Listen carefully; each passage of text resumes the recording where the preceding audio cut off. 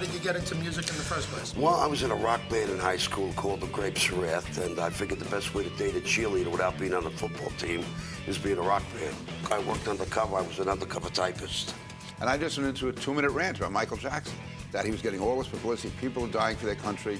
We're a great country, and we're spending all our time talking about a guy who was a child molester. You've had some controversy with the Muslim screenings or the hearings. Right. I was the most surprised person in the world after September 11th, seeing leaders in the Muslim community say that it could have been the CIA, it could have been the Jews, it could have been the FBI, refusing to acknowledge what al-Qaeda had done. You know, we took the normal art classes. What kind of grades did you get? B's. I was never told I had talent. You're an arthritic?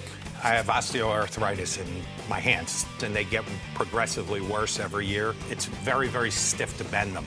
But when I do this and put this in my hand and I start to draw, there is no pain. People know Bernie and know you as the subway gunman.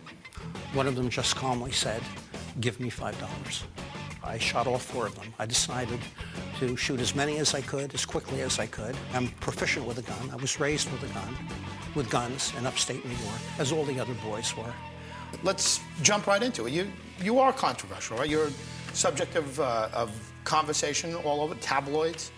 I believe the tabloids spin that. Obviously, you know, I'm a mom from Long Island. I'm a single parent raising 4 children, and one happens to be a celebrity. Even my older son, Michael, when he was in school and Lindsay was starting out, guys would hold up pictures of his sister. You know, he'd want to go punch him out. You know, it's his sister. You know, just what any protected brother would do. You know, we weren't born millionaires. You know, we work really hard. I'm a single mom. I pay my own bills. I get no child support. There are people that want to hate you. They want to hate you for whatever reason, whether it's something you've done or said. But, you know, unless you walk in someone's shoes, how can you hate anyone? I don't know you. I'm not going to judge you till I know you. You know, you're okay. I like you now. I'm kidding. What stands out as the turning point? The turning point was that when I received a telephone call from then Archbishop Renato Martino, who was the Vatican's ambassador to the United Nations, and he called to tell me that Pope John Paul II had knighted me to the Pontifical Order of St. Gregory the Great.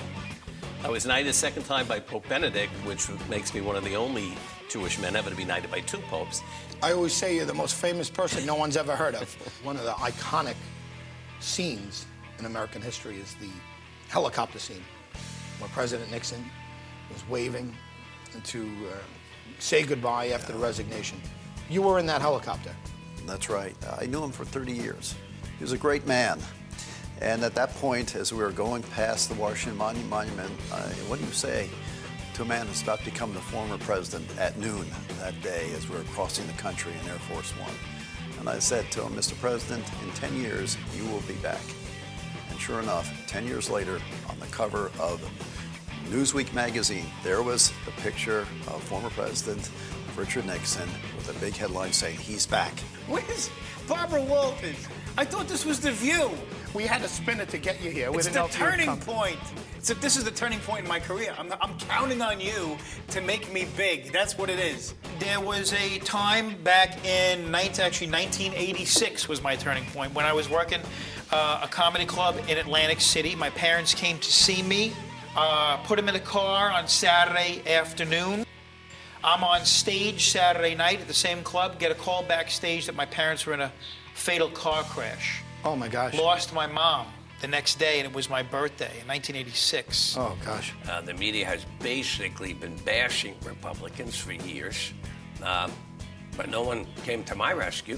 I was thrown out because I was a Republican. When people on my side say, "Well, we won't raise taxes one iota," you're kooky. Told my parents at the Christmas dinner that I was going to run for the Senate. And my mother turned and said, "Oh, that's good. You'll be a good senator." And my father said, "You're going to run for what?" I said, "I'm going to run for the U.S. Senate." He said to me, "Son, you should run to see a psychiatrist."